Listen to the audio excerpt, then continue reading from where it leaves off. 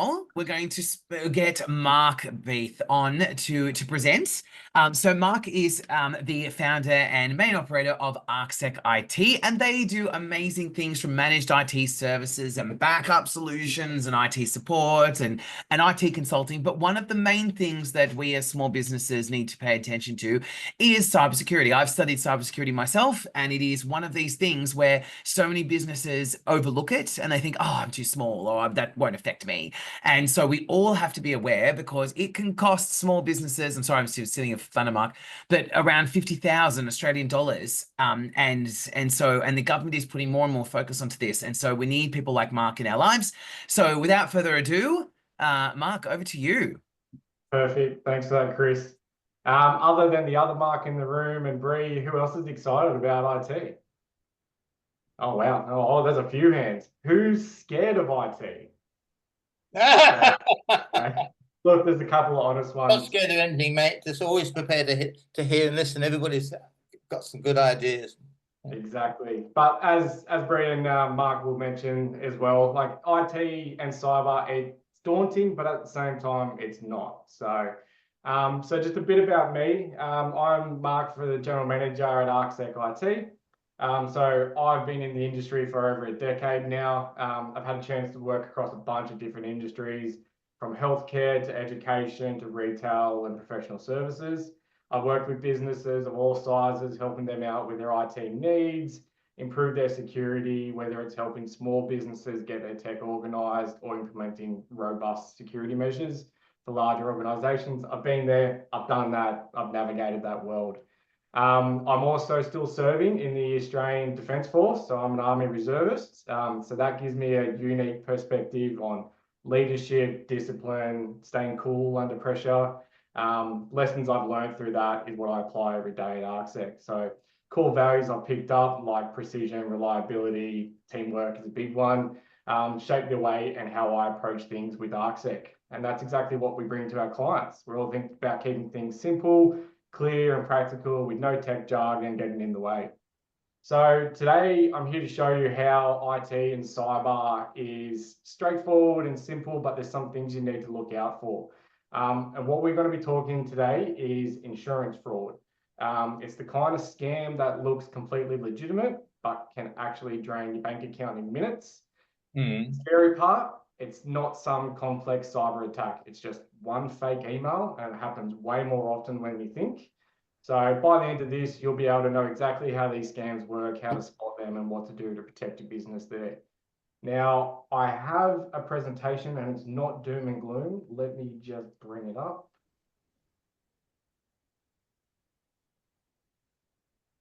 And I will share my screen.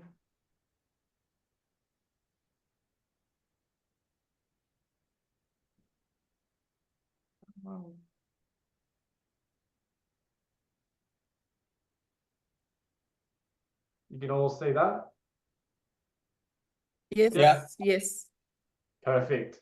Okay, so what we're going through is what we call the $5,000 email. What that means is, and I just need to minimize this because it's hiding my notes. So imagine this, you get an invoice from a supplier you work with all the time, details check out, the amounts match, it's even referencing a real past job. So you approve the payment. A few days later, your supplier calls and say they've never received the money. It's gone.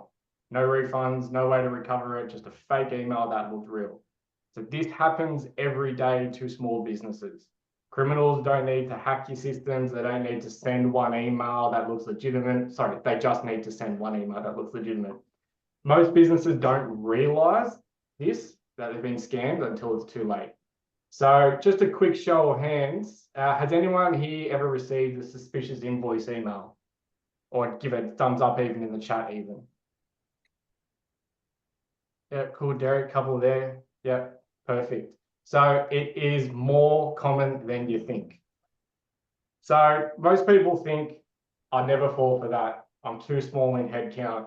I've only got 2 staff. My wife does the invoicing, but scammers don't care what your business size is. And here is how criminals make it work. 2 ways they trick you. They've got email spoofing. So attackers fake the sender's email address to look like a real supplier. So for instance, it might be mark.beath@arcsecits.com.au, similar ones like that. Or you do have the business email compromise where hackers have gained access to your supplier's email and send out a real invoice, but with their bank details. The reason why these scams work is because they use real business details, names, job references, even invoice numbers. So by the time you realize what's happened, the money is gone. So let me give you a real example here. A business received an invoice from a supplier they've worked with for years. It had the correct payment details, invoice format, everything. The only difference, the bank details were changed and the BPay details were missing. They had paid $150,000 before they realized the mistake. No refunds, no recourse, gone. I unfortunately have to tell you that this is a real scenario, and it was someone who has now become a client of ours. It was roughly $148,762.38.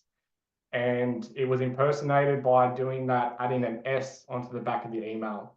But everything else looked legitimate, all because they had intercepted an email that they shouldn't. So just a quick, does this sound like anything that something could happen in your business? No. No, Michael, yeah, love that. No, perfect. Yes, of course. So, Agreed. I'm often getting I'm not often.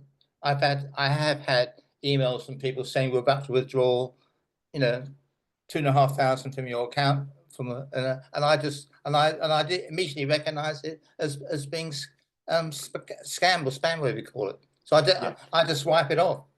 I just delete it, and I just keep an eye on my bank account. I don't even bother to ring up my bank account. I just my bank. I just sort of think, well, somebody's obviously trying to have a go at me. I'll have a go at them. So I just wiped it.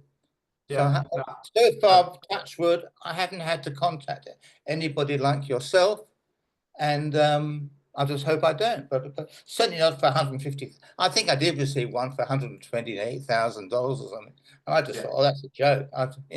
I'm sort of I can't be bothered with this. Well, this is the thing. It was not one invoice. It was multiple invoices, but because they said, can you change the details, the client kept paying it for 3 months until the supplier went, we don't have your last 3 months of invoices, what's going on? And then they sent the remittance, and then it was, that's not our bank details. That's as simple as it is. And that leads me into this, which is easier. So you really have two choices when it comes to insurance fraud invoice fraud. Yeah. Would you rather make a 2-minute phone call to verify the payment request and verify the change of details, or spend weeks trying to recover stolen money? One is simple, the other, absolute nightmare. And the best part about this, these scams are completely preventable. And how do we do that? We're going to 4 quick and easy steps. So verify the payment changes. Always call a supplier.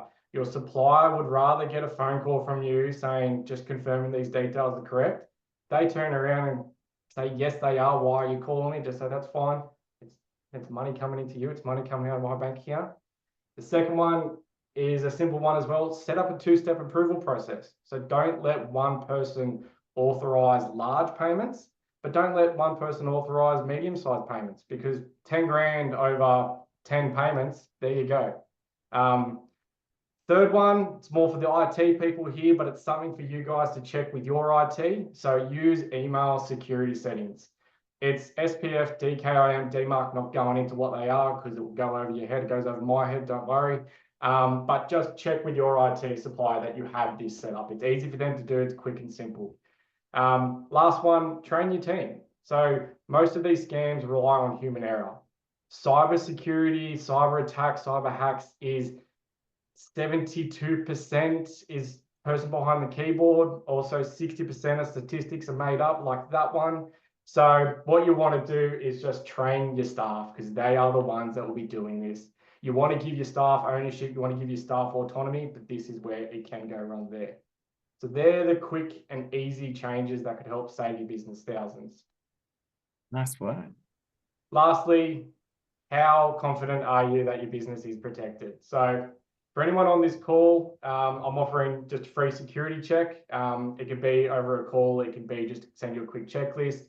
The other IT on there, they know how simple it is. It's some things we follow, Central 8, things like that. But I'll personally walk you through on how to check if your business is vulnerable. Just a quick chat that could save you thousands. So if anyone is interested, drop your details in the chat or send me a message on LinkedIn, and I'll send that through. I have got a couple of minutes for questions if anyone does have any questions. No? No, Mark, that was excellent. Mark? Sorry, I had a question. Well, at the moment, no, but you never know. So the two-step authentication thing would solve our problems? Well, do you mean like two-factor authentication? Yeah. It will and it wouldn't. So two-factor is more logging into a system. So yes, as Bree and Mark will say, two-step is one of the things we say should be on everything. And I mean, everything should have two-step. The reason for that is because it's your first stopgap. Well, not stopgap, it's your first fail-safe. In the presentation, what I meant about the two-step approval process. So I get an invoice from Chris for the marketing service he does for us. I will go and put it in for approval. I'll go to Stephen, who's our director, to say, is this good to approve? And he'll turn around and go, well, why is Chris changing the bank details and he hasn't changed his bank in 3 years of using his services? You've just got a second set of eyes. You just got a second person looking at it. But yes, that, and also everyone on the call, make sure you've got multi-factor or two-factor or two-step authentication, whatever you want to call it, on every single system. I mean, Facebook, Instagram, YouTube, Gmail, Yahoo, Microsoft, Centrelink, everything. Just, it's your first one. Yeah. Yeah. I have a friend who lost a ton of money this way, and it was just, he sends me a text now. He's like, hey, just confirming this is your invoice. I'm like, yeah, okay. Look, and that takes 30 seconds for them to respond, but it saves thousands. Yeah, nice. Well, that was awesome, Mark. Well done.